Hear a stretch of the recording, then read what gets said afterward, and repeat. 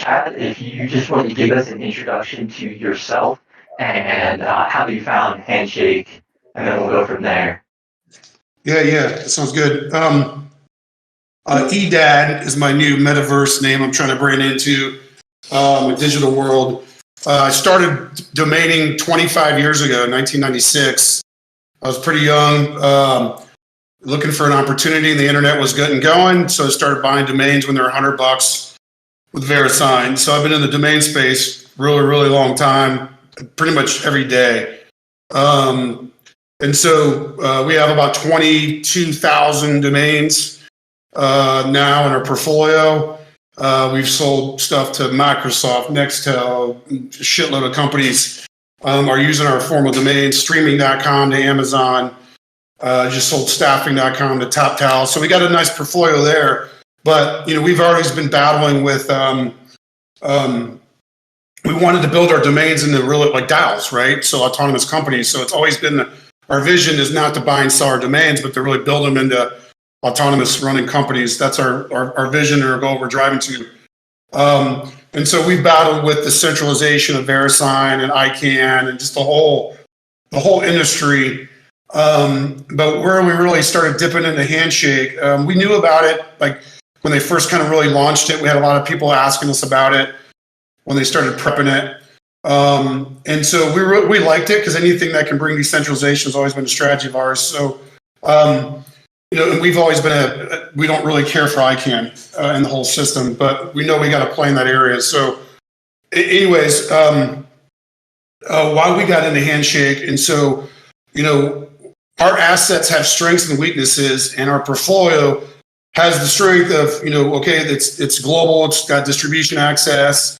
It's a supply demand curve. A lot of China, India love .coms because of the distribution, but we have this ICANN VeriSign, structure that we don't trust. And so we have governments, right, that can take your assets away. So we've had, shitty judges try to take our names from us with no information, just blind. And once we started seeing that firsthand, we're like, how do we protect our asset class? And so that's when we started decentralizing into the Handshake. I admit we were 2 months too late, but COVID hit around March. I think they mined the first block, I think in February.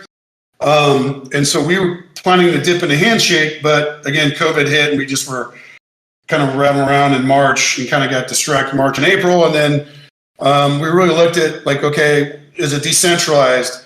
What are the investors? What's the structure of the organization and just the structure of the protocol? And we really liked it. And that's when we went just heads in March and just, really started buying domains. But then we built systems, but we were really relying on Namebase, right? And then we realized like, shit, if this judge comes over and asks for these credit card receipts, they're going to be able to trace us down to Namebase. And they're like, we got to get off of Namebase right away, like next week. And so we built our own drop catching system and just got off of Namebase for decentralization purposes. And just started building those. And so we did 6 months of acquiring these assets, and we did a protection. So we protected most of our .com assets with our TLD. So we have like eShares, .esh, we have .vnoc, our operating system. We have .equity, we have .aqua, .chain. And so we really are trying to de-web and de-stack our network, period. Right? In the next 3 to 5 years, we want to be a decentralized from top to bottom tech stack using these domains as the platforms. So that's kind of what we got into it. So, from us, it's early, right? Timing is there. And it's good to see that the asset is brewing over time and evolving. And then we got Akash and the program and the compute and storage. So we're seeing a lot of these tools filling in, and we really like that.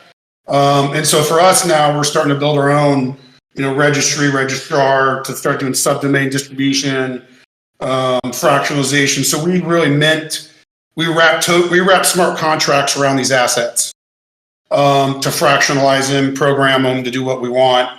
And so we think that strategy is good because we're using smart contracts with really a real estate for the digital economy. And I think those two assets can work together, and they are. And so that's it. That's kind of it in the story. So we have about 1,000, 1,100 handshake names, and we're starting to roll out 10 of those next week. Yeah, cool. You know what? It's always really cool to hear that a lot of traditional domainers like coming over to Handshake. I'm glad that you kind of have that the similar story there. Nobody at VeriSign is really powerful, right? They're smart motherfuckers. But I can tell you, and they're really powerful, and they watch. They definitely watch the domain space, and they'll squash a lot of things. And so we also like to support Handshake and any blockchain based decentralized root zone systems, because they had so much power.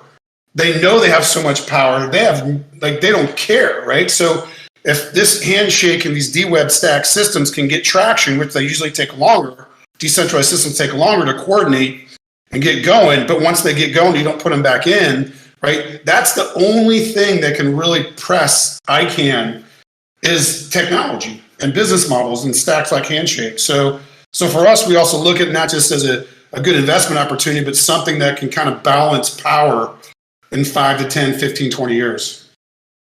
Yeah, exactly. I mean, that's why we're all here. We're glad to have you on board. And it looks like Zen asked a question. Are all of your names stored on wallet? So technically, we got in, and then my team couldn't. And this is a year ago. We tried to integrate it, but we didn't have the technical team to do it, and we didn't have the patience. So we needed just to build a custom system for our platform. And so we just wanted just a super simple thing. But down the road, I think the Bob wallet now is really showing a lot of progress. So we definitely want to. We not just want to, we have to integrate that component deeper into the system. We're just trying to figure out where in the stack that we start focusing on it from a capability standpoint. And so again, when we built our drop catching system, we needed to really we just needed like one or two components. And so we built it as a custom solution inside our system. And we were running an AWS node too, or, we started just getting our own nodes in. And so, but yeah, we want to support everything, right? We want to open it up, and whatever provides the most amount of value. Our mission is really just, can we increase the value of domains, period. That's it, really simple. And whatever can increase the value of these domains, we want to support, integrate, develop, whatever, with that mission. And Bob Wallet is awesome. I think it's awesome. Okay, so now that we got kind of the background of like where you're coming from and a little bit about what you do, can you kind of give us a deep dive in what the Rdao platform is doing, and like what your kind of goals are with the platform? Yeah, so let's start why we started it. We ran a thing called contrib.com. So we were trying to build 5 years ago, like, just how can we get these people coming to our URLs, contributors, right? So we shifted from the pay-per-click model to the contrib model to really say, hey, if this person went to fashiondesign.com, whatever, like, how do we make them a contributor? So we spent 5 years kind of migrating from PPC over to just the ownership economy. And so we've been working on that ownership participation for a while, and that's why we think blockchain is awesome. So, but we had a problem is our domain portfolio is sitting over here and as an asset class, but then like we have this contrib model over here. How do we really kind of create like something that we can open up but also protect it? And so Rdao, Realty DAO, is really a digital REIT. It's trying to be open and transparent to acquire, develop, optimize digital real estate domains, period. That's it. So Rdao, we created the Rdao token. It's 1 billion tokens. We originally minted on Ethereum, got our asses handed to us, 6-9 months ago. When we were putting a domain on chain, it's costing us about $800 to put a domain on chain. And we put that domain on chain, right, to put programmability, automations, just data information flow. And so we shifted over 6 months ago to the Binance chain. Now we can process a name for like $2, 10 seconds, even knowing we're not going to stay there, because everybody knows the blockchains are going down to low cost finality, real time finality. So for us, it goes back down to the domain. And again, can we increase the value of the domain as an individual domain and then as a portfolio of names? Because what we started seeing in the other space, the main domain space, is a lot of these people have really great portfolios, but I have no way to participating in them. And so most of the portfolios, right, only have, you maybe liquidate 2 to 3 to 5% of your portfolio, but I can't, but like I could do a lot with your asset, and so that's kind of the problem that we're trying to solve, is really value transfer between portfolios. And so we saw that as a huge opportunity. If we can build a mechanism that can start getting liquidity and flow going between our portfolios, then that's what's going to rise the boats and 10x the values of these assets. So that's kind of what we're trying to do with Rdao, as a digital REIT, an automated digital REIT that, again, it's token structured and it's the asset class of their domains. And that's kind of what we've been working on. How do we gradually decentralize? And that's one of our biggest challenges is custody. And so, you can mint pretty easy on a smart contract, but without the custody backing that smart contract, we really got to have custody. And so that's kind of where we've been following the other protocols out there to where, that's why we like Handshake, right? Is the open transparency, and you can real-time transfer.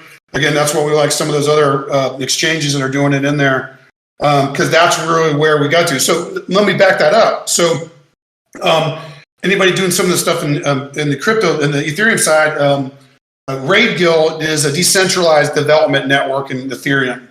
And so when we were doing our this asset class with Realty down in the beginning, like, okay, hey, let's tokenize real estate like our house. And we own like Property Chain, Realty Chain, Mortgage Chain, ServiceChain.com. And in Handshake, we didn't get the .chain. And so I was like, oh, fuck, we didn't get the .chain. So we went actually to the market and we tracked the guy down and we paid him $50,000 to buy the .chain portfolio or the .chain asset. Because we're like, if this person can get this going in a decentralized network, like how do we compete with a decentralized domain that's could just be eating our lunch? And so that's where we took a defensive position, paid up and brought it in there. So back to the Realty DAO, when we were trying, like, okay, we got these 20,000 names, they're worth something, how do we create this value? And then we're like, okay, let's do real estate. And then real estate's analog, sucks, get rid of it. Domains, they're centralized, right? And you can't real-time transfer them, and they're not open and transparent. And that's when we started really looking at our Handshake names, like, we got to work backwards. We got to work from Handshake, then to the root zone DLDs, and then to the real estate market, because it's digital native. And that's kind of where we're at now, is like, okay, cool. We went and grabbed our 1,000 names, because I'm more into like, more isn't necessarily better. Like, go build something that you can spend your time on and appreciate. And so we have enough. But again, one of our driving missions are we pledge 2% of our cap table, stake table, whatever you want to call it, into impact programs. And this is something that was really hard for us, is because a lot of times people are like, well, why would you put 2% to charity or impact or whatever? It's like, just put it all into the investor or whatever. It's like, this just really defeats the purpose. And so we're really stuck to our guns on that, to where, in the protocol, 2% has to be given back into an impact program. And we're sticking to that. And so 2% of our flow on our domains go back into like Earth Challenge and, again, some other programs that we want to start moving resources over to. So that's kind of it. So again, a Handshake is good because, again, it's real time, it's open, it really is decentralized. It's early, right? But it's showing a lot of potential from a DWeb, DStack. And I think that's our narrative that we drive towards, is decentralization. And how do we get there in the next 5 years? So our DAO is progressively decentralizing itself and wants to be totally decentralized in the next 3 to 5 years. Oh, and can you talk a little bit more about so on your website you can submit domain names for to be fractionalized. Like, you can sponsor a domain name, or what is it? Or if you're like a seller, you can kind of sell a portion of your domain to Rdao and get some liquidity for it. Can you kind of explain like some of the stuff that people can do to interact with your platform? Yeah. When we originally launched it on the Ethereum chain, we had the Rdao token was on. We had the AMM on Uniswap and these other AMMs. And then so 10%, 18% goes into the liquidity pool on the AMM marketplace. And so how it's structured is it's the Rdao token is the network token. And that's 1 billion tokens. And you can see the release schedule in the protocol, how it gets distributed. Now, when we put a domain on chain, we wrap it with what we call e-shares. So e-shares is our protocol that basically the cap table of the URL. And so the domain gets wrapped with this e-shares contract.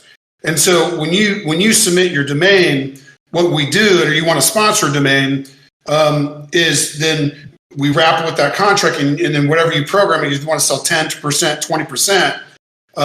That's what your Rdao will acquire that. It uses its Rdao equity stake, and then it swaps those tokens.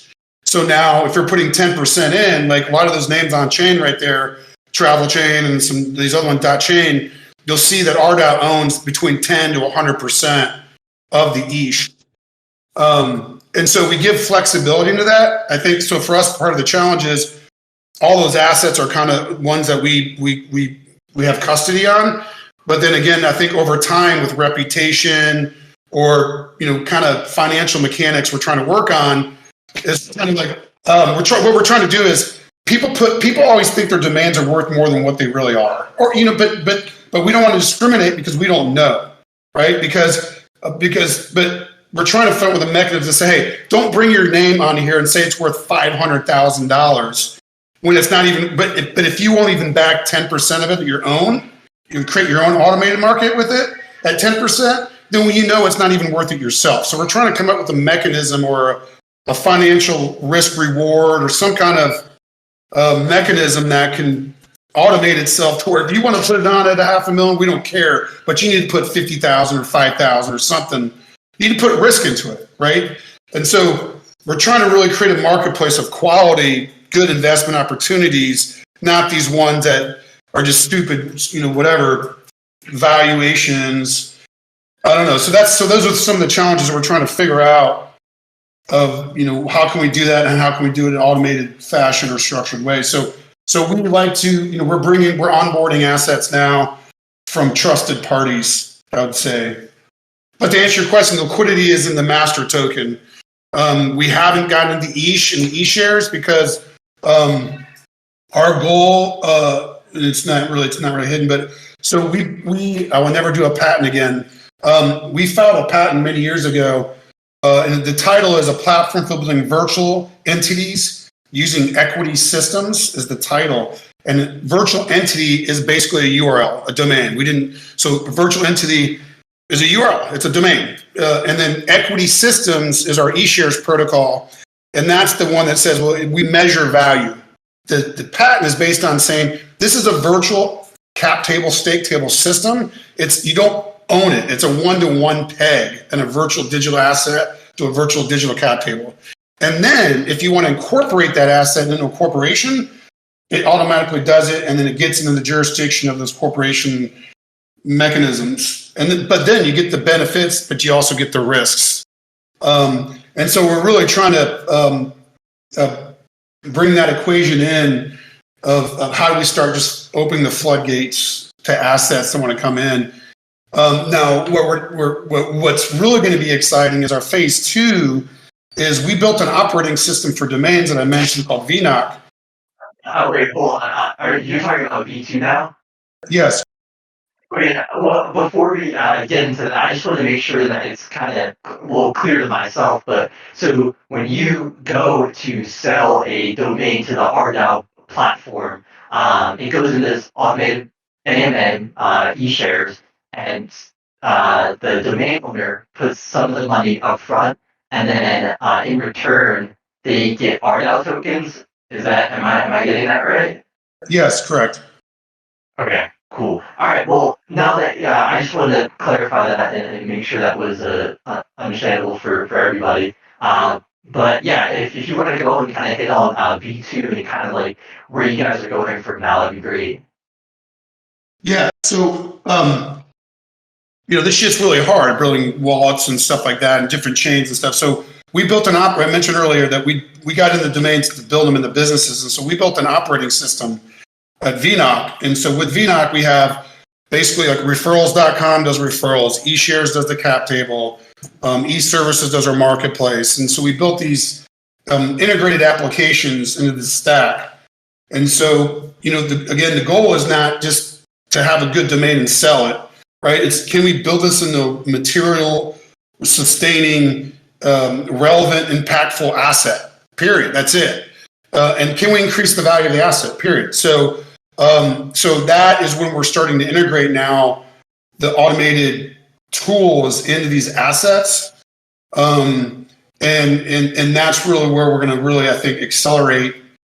I think the handshake asset class with all asset classes, now when you can start getting, liquidity on crypto, you can get, stats and analytics, right? We move it from an asset class to an asset class that has utility with traffic and visitors and revenues and different things. And so it's still a little early, but again, I think a lot of these tools that are being, coming out and the composability of them, I think that's where a couple use cases into the bigger market, you're going to start seeing a flood of people coming in because the D-Web and the D-Stack narrative is going to be the 2020 and the 20 all the way up. I mean, that is going to be where it's going to. It already is going there. So, and people are going to say, even in the big people in crypto, how do I go from top to bottom D-Web all the way from top to bottom? And the only way to do that is all the way down to the root zone.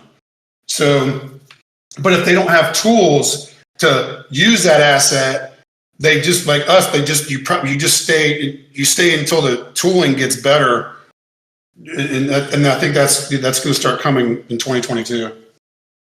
Yeah. Can you kind of talk about some of the tools that you have on your platform right now? Because I know you have so like once you have that DNA on Rdao, you can go and you can like contribute to the domain using your contrib platform. Can you just talk a little bit more about that? Yeah. So I mentioned earlier we shifted models from pay per click over to trying to turn our visitor into a contributor. That was kind of our tagline: turn a visitor into a contributor. So form a community around an asset. And so we've built a contrib mechanism. Again, this is kind of where it's probably better just to demo it. Let's talk more action by demos. So we built it to where when we have a theoretical value, right? So every domain has a theoretical value, and you peg that contribution at the time at the theoretical value, and you lock that in on the sidechain on our database. And then if we accept that contribution and they deliver it, that goes in and creates the smart contract and puts that contribution on chain, and it pegs it to that value and it pegs it to that input. So again, we're trying to get to AI DAOs on domains. That's our goal, AI DAOs on domains. And so now we got to that layer to where every domain is open of how we value it, the theoretical value of it. And so you can decide if you want to peg that contribution to theoretical value. And when we do that, we put all the contribution transactions on chain. And that's pegged to the theoretical value. So if you added, $100 in value towards, .chain for a PR release, that transaction is going to go on .chain and you'll see every contribution transactions of how the value is put into the asset. So we think if you can get that open and transparent, is going to be a model that's really hard to get your head around. But again, like Bitcoin, right? It's hard for people in the financial industry to get their head around an open distributed database system, right? It's just a business model is really hard to grasp. So that's what we're trying to do. The ultimate goal, again, is to say, okay, open it up. Tell me how you're valuing the asset. And let me make a decision. And then if we do a transaction, let it just all be open and transparent, and then be on chain in your wallets. And so that's why we're really big into the blockchain and the stuff. What's happening is because we built several successful companies where our CTO spent 8 years, he has zero equity, and it's just like that's not right. And so this is now being able to move value in real time on a global basis, and digital assets are the base layer that we wrap with our issues. So contributions are put on chain. You submit it. We do code, capital, content. We have 8 contribution inputs that we measure. And then when somebody does contribute to that TLD that's on your platform, they get paid in Rdao tokens, correct? You can do it with eShares now, because when we mint a domain, so when we mint it with 3 contracts. We mint it with, which basically has our members and our rules, or how we want it, kind of the basis. And we have our governance contract that says, this is how we operate. And then we have a master DAO contract. And so when we tokenize something, we basically, we wrap the URL into these 3 contracts. And then we put that into the marketplace. That's how we put names in the marketplace. And then those shares are programmable. That's how you interact with them. And so when we tokenize that, that's what we're doing, is we're wrapping with 3 contracts. Now, when we put a domain into our system, which we'll show you later, is we wrap it with these tools like referrals. So when we build a domain name, we have a flexible builder. And when we do it, we wrap it with referrals.com. It wraps around the URL. Our eShares, we build a cap table around it. We wrap it with our eServices marketplace, where you can just order these services and inject them. And so we have like these 5 or 6 wrappers. When we put a domain into our system, we wrap it with these tools, which are all URL based. And then again, when you sponsor a name, or when you put a name on chain, because again, what we're trying to do is filter out which assets should go into the marketplace. And that's why we have that sponsorship fistful that you saw. And so we can start vetting, what assets that the market thinks are good valued, or, should be tokenized. And we did that also when Ethereum was $800. And so when we were putting names on chain on Ethereum, it's like, man, fuck, we can't pay for all this stuff all the time. And so let's identify what others think are good investment opportunities, because that's where we want to start participating in other people's portfolios that we think we can increase the value on, whether through tech stack, contribution, marketing, distribution, finance, liquidity. And so for part of our goal is to increase, get the asset class moving between the network.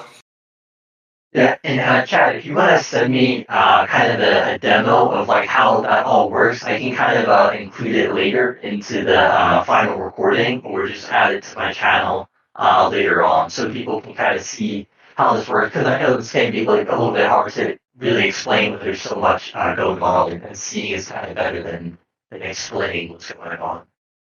Yeah, Bob. I mean, again, it's just when I try to explain it to people, it's just so much easier just to.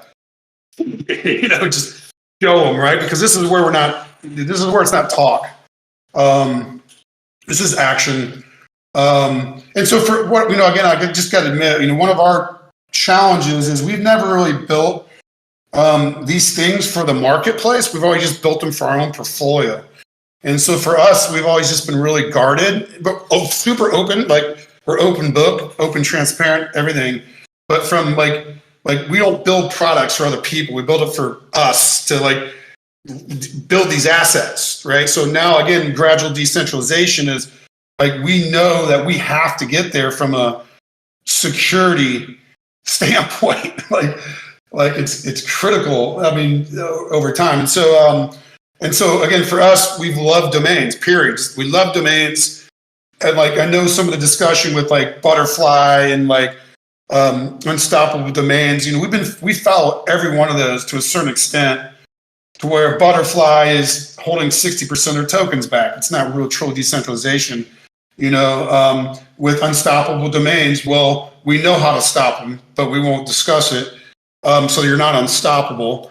But it doesn't matter, right? They're getting distribution. They're getting that kind of, you're seeing, people invest in those asset classes.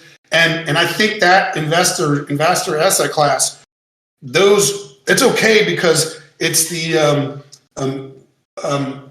there's a big enough market to where once you understand that, you will start appreciating these other systems like Handshake. And it just usually sometimes take them longer. And so I think Handshake's at that important part to where, it's still whatever I think they put on their website, right? It's still a test. It wasn't a test. What other wording that they tried to use? Experimental, right? It's an experimental platform, which technically it is, but then when does it move past experimental to like a kick-ass, needs to be recognized, asset network community, system. And so that's where I could see a vision in 3 to 5 years to where, again, it's either going to be a stud or a dud, and I think in the next 3 to 5 years we'll know. Even before that, we'll know. Because again, for us, people ask us on our investments, like for me to sleep at night having a DWeb root zone on my .eth, I know the federal government can't take our eShares protocol down. They can take our patent from us, and they can put pressure on our equity cap table injection system. So we build the protocol to go into the jurisdiction, and we build intelligence into it. They're going to hate us. But when we're putting everything on our .eth on Handshake and our Oshkosh and Cycling, good luck to have the judge trying to take us down or the government trying to take us down. So we're really trying to build our stack soon on the D stack. And so everything will be processed and stored over there. But since the timing is so early, we have to take advantage of our distribution on our .coms. And so like travelchain.com is an asset now because NFTchain.com just sold for 90 grand, 88 grand. So that sets our comps a little bit better. And then when we can start doing travel.chain on Handshake, totally distributed, totally decentralized, that lets me sleep at night now, even though that we're not there yet. But it's just like, okay, I know, like that just gets us decentralized. Whether we use it or not, that adds value to our architecture. Yeah, and as we kind of move forward with this whole decentralized stack, do you see like your platform kind of being like where we move to in the future with fractionalizing domains and people from everywhere kind of contribute to these platforms and build up these websites?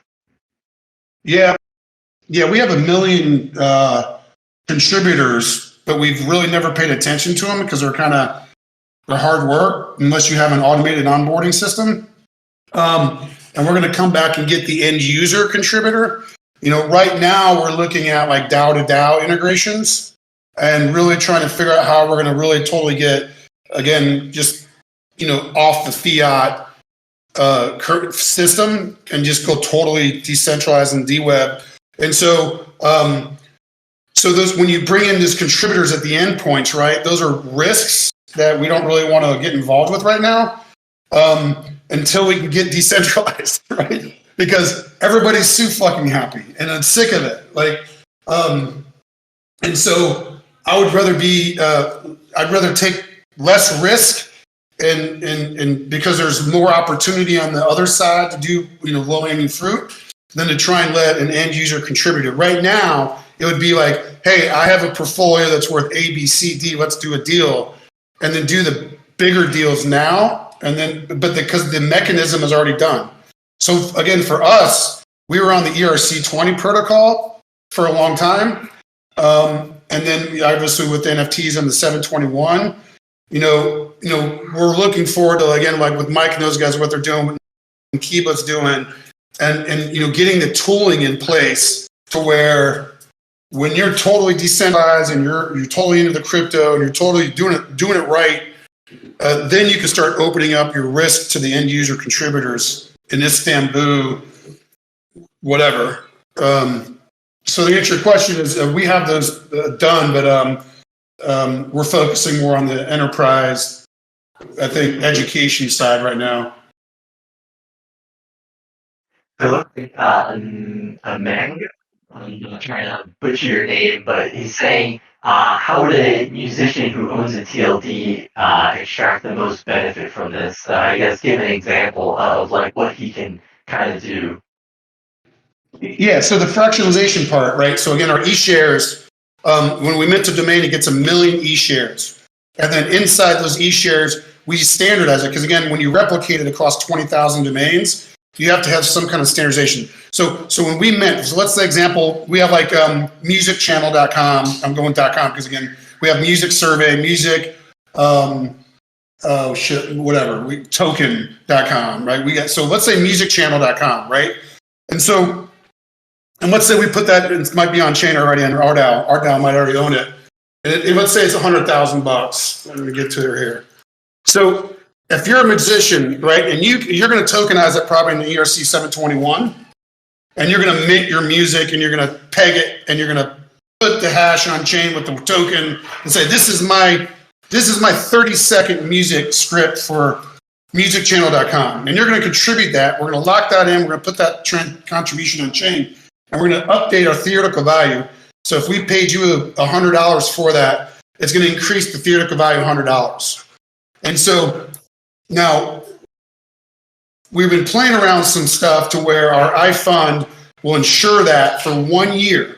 And so if you think that value of your e-shares of a music channel is going up, you don't want to sell it unless you have to, right? And you might need liquidity. So you can just go to our iFund mechanism and just take your liquidity out.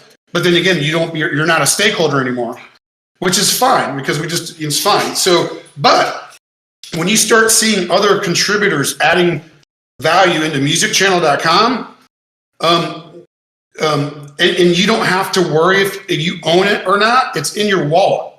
It's transferred into your wallet. You own it. So our stuff, again, for how a musician does it, we have like, again, music channel that's sitting there doing probably nothing, that you can quickly add value in a minute, a second, a day, an hour, a week, a month, whatever your contribution input, doesn't matter. You have to just say, this is a good domain, it's at a good value, what do I want to contribute? Do it, deliver on it, build your reputation. And then now you can use like music channel and you can take that token and you can fractionalize that and give it to somebody else. And so we're just now into that system with NFTs and these other ones of ownership, the ownership economy. And so now what our job is to do is to find underutilized assets, i.e. domains, and make them worth more money. And what it is if whether you're a musician, again, then we have like these other DAOs on domains that you can now move between these assets really, really easy. And so you might have earned your Rdao, your ETH on music channel, but then now you can take that over to, whatever, recordlabels.com. I don't know. I'm just throwing shit out.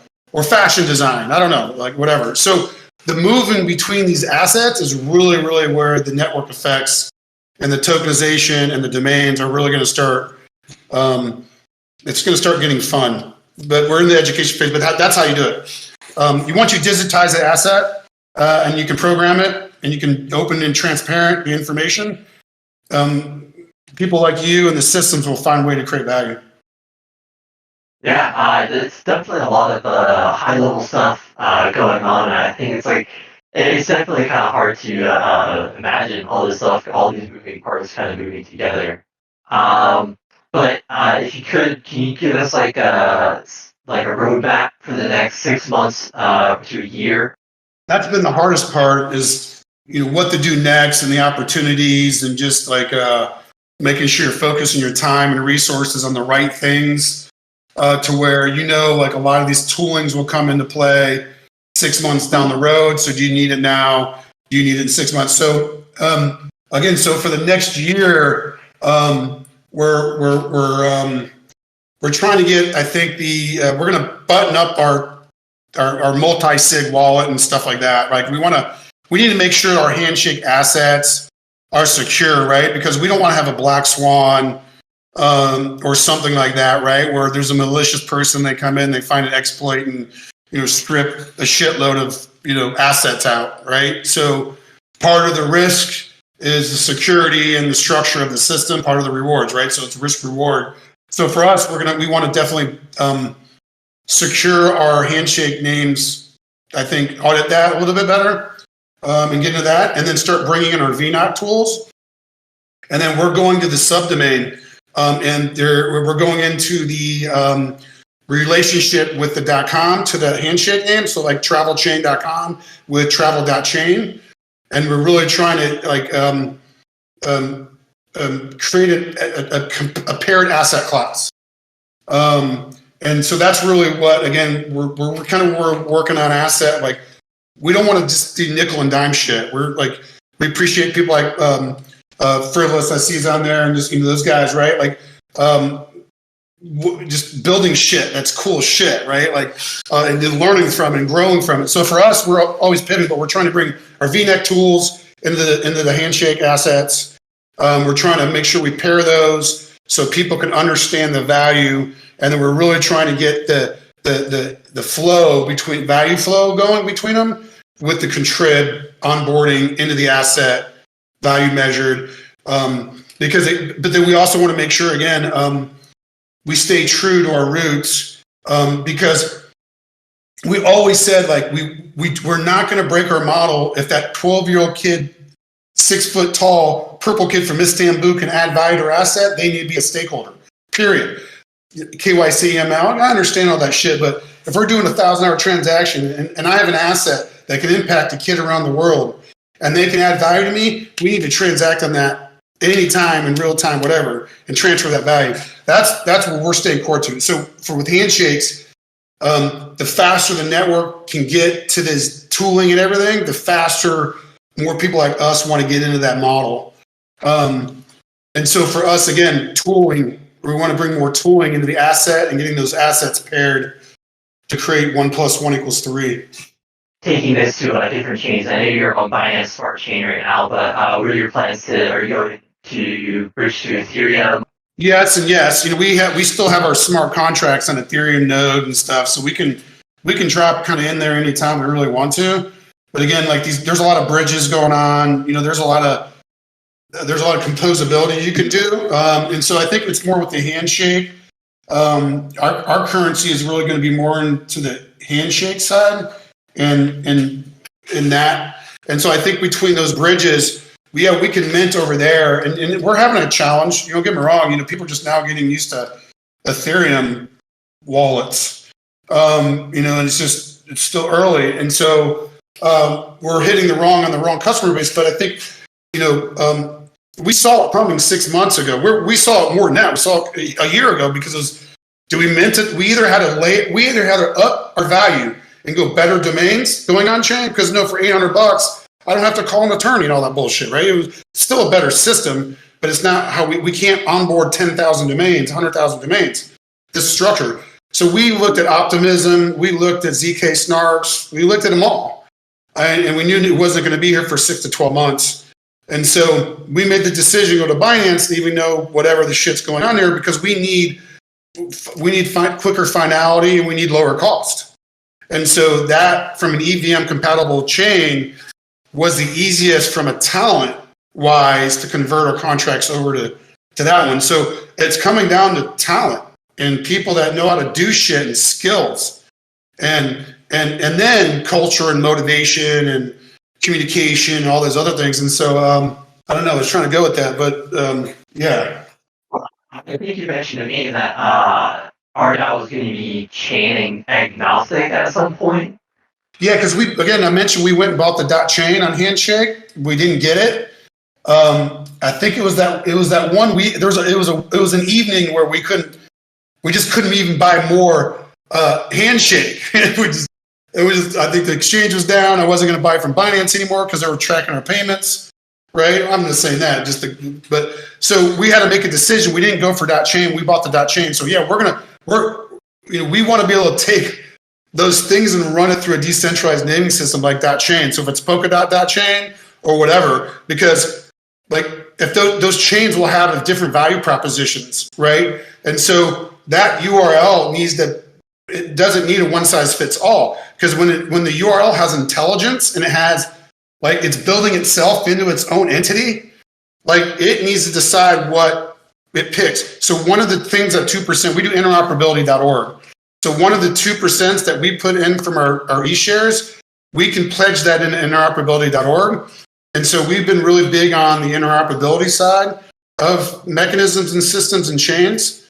And so I think like with Handshake too, like an interoperability team, right? And so I think if that could be a good project, is maybe do something like interoperability.org or that, like whatever, and find out how Handshake can get interoperable with these chains. And so we're looking at Polkadot, but it's still early on the parachain. We're looking at, vnoc Cosmos, because we're building a gamification layer up. That's what I didn't mention. So I'm knee deep into the gamification game fee right now. So to create a real DAO and a real AI DAO, you have to have gamification inside the system. Otherwise, it just fizzles out and dies over time. And so we're doing things like HNS Challenge, BTC Challenge, ETH Challenge, Atom Challenge. And we're really trying to build a gamification layer that can then, again, import those chains value mechanisms in through the URL. So right now, and Immutable now is out, and they're a layer 2 doing ZK snarks. Again, so a lot of that stuff is still early, but it's like you can just see the disruption occurring. Crazy. So again, with Handshake, it's the narrative it's going into that narrative, the DWeb and DStat. And I think again, Handshake is just, you're seeing it's got to get recognized. It will get recognized. And then people like us and other people analyze the situation and decide, let's try and be a contributor into it. Well, what are some ways that like the Handshake community can kind of help? What do you think we should do? Should we sponsor a name? Should we buy e-shares? Should we contribute? What do you think is the first step for us to contribute more? Yeah, well, again, everything's open on our chat, right? Building it up slowly, but so when we bring people in, we're trying to figure out the onboarding mechanism, right? Because again, so when we saw domains that come in, great, those are good price, right? Okay, we can beat on, and the other people come in at $500,000, right? So that's where like, okay, we got to find something, share the risk, right? So again, these are open things, but these are stuff that we're trying to address and we don't know. But unless you have a little risk with your asset, like how do we price these mechanisms out to open them up, right? Whether I don't understand, you want your maximum amount of your asset, right? Everybody does. Don't get me wrong. But if you have it so high, nobody wants to participate in it or whatever. And so for us, again, like then if it's custody, right? And you're minting, and we're going to risk 10% of that asset, right? And because we will back everything that we pledge. We are. That's what we're going to do with AMM.